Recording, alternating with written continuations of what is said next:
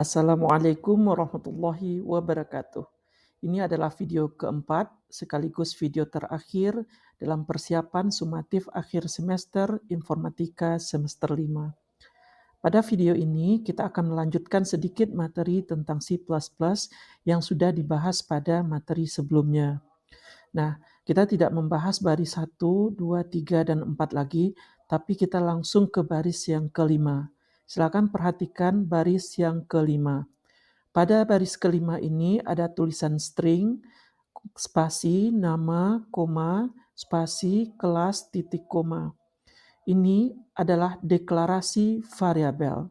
Jadi sebelumnya Bapak sudah menyuruh untuk mempelajari tentang variabel dan tipe data melalui blog indrasentosa.com. Di sini kita mempraktikkan cara mendeklarasikannya. Tipe data pada variabel ini adalah string, yaitu berupa kata ataupun berupa kalimat. Kemudian nama dan kelas ini adalah variabel. Jadi ada dua variabel dengan tipe data yang sama, yakni string. Baik, lanjut ke baris ke-6. Kita lihat di baris ke-6 ada tulisan cout, kemudian hai namamu siapa. Nah, ini tentunya penampilan teks biasa saja. Pertanyaan kepada user siapa namanya. Setelah membaca teks tersebut, tentu user akan mengetik namanya. Nah, nama yang diketik oleh user tersebut akan disimpan ke dalam variabel nama. Karena di baris ke-7 kita membuat cin atau character in, lalu disimpan ke dalam variabel nama. Nah, ketika seseorang mengetik nama Budi misalnya, maka isi dari variabel nama itu adalah Budi. Dan pada baris ke-8, perhatikan baris ke-8, ada tulisan cout, kemudian halo, spasi, kemudian diikuti dengan nama. Nah, apa nama yang diketik oleh user, itulah yang akan disambungkan pada kata halo. Kalau tadi diketik Budi, maka akan muncul kata halo Budi. Kalau tadi diketiknya Nana, maka akan muncul kata halo Nana, begitu seterusnya. Baik, untuk baris ke-9 juga sama-sama pertanyaan, sama dengan pertanyaan yang ada di baris ke-6, hanya katanya aja yang berbeda. Kemudian di baris ke-10 juga dia akan menyimpan data ke dalam variabel, tetapi kali ini variabelnya adalah variabel kelas, karena pertanyaan sebelumnya berhubungan dengan kelas. Nah, di baris ke-11 juga akan ditampilkan kata, oh kamu kelas, lalu dilanjutkan dengan nambah kelasnya, misalnya kelas 9 ya. Oh, kamu kelas 9, seperti itu. Nah, ini dibahas gunanya untuk memahami lebih lanjut tentang penggunaan variabel dan tipe data. Nah, selain itu, untuk persiapan ujian kita, tentu Ananda juga harus bisa membuat aplikasi seperti ini. Sebelumnya di pembelajaran tatap muka kita sudah mempelajari ini, tapi untuk persiapan ujian tentu perlu kita review kembali. Nah, contoh soalnya. Contoh soal seperti ini. Tadi di slide sebelumnya yang ini contoh lengkap. Kalau dalam bentuk soal, ini soalnya pakai titik-titik. Jadi di uraian isian singkat, besok hanya ada satu kelompok soal, tetapi berisi titik-titik 5 buah. Coding ini saja, coding. Ini contohnya, bukan persis seperti ini ya, tetapi contohnya seperti ini. Misalnya ini titik-titik, kemudian namespace std. Kita cek. Nah, ini ada using, berarti jawabannya adalah using di baris kedua tersebut, using namespace std. Kemudian baris kelima ada pula yang hilang di sana. Di sana ada variabel nama dan kelas. Tipe data yang cocok untuk nama dan kelas apa? Apakah string, apakah char, atau integer, float, atau yang lainnya.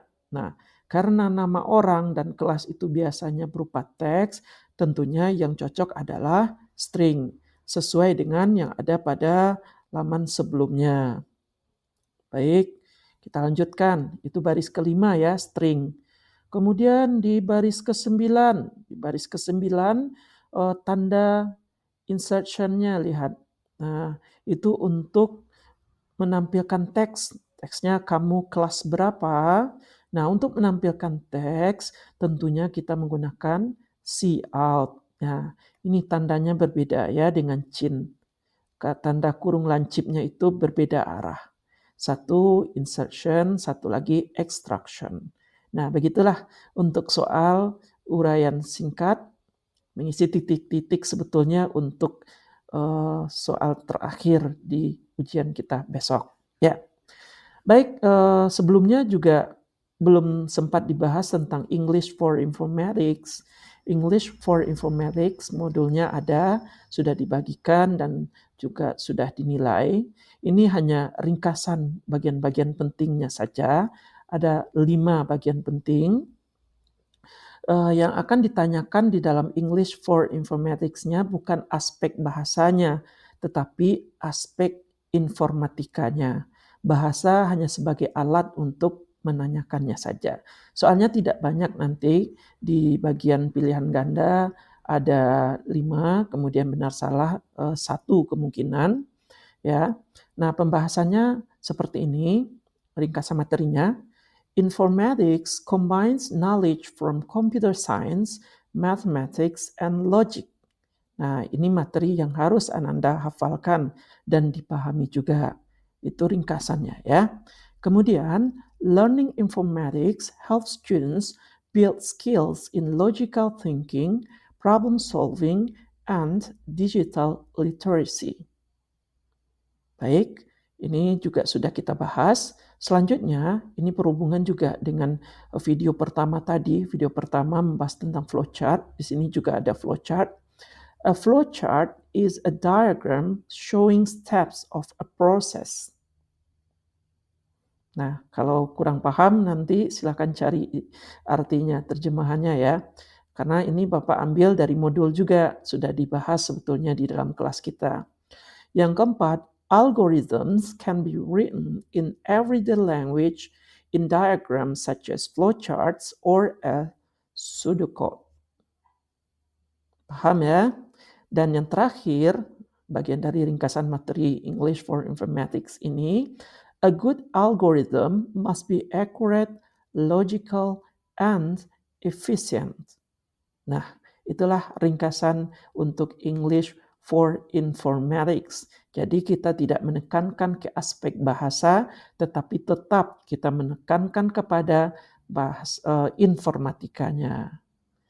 Baik, cukup sekian pembahasan materi pembelajaran kita. Semoga besok ujiannya sukses, bisa menjawab dengan mudah. Jangan lupa berdoa sebelum melaksanakan ujian. Dengan berdoa tentu kita akan memperoleh hasil yang terbaik. Baik, kita akhiri dengan mengucapkan Alhamdulillahirabbil alamin. Assalamualaikum warahmatullahi wabarakatuh.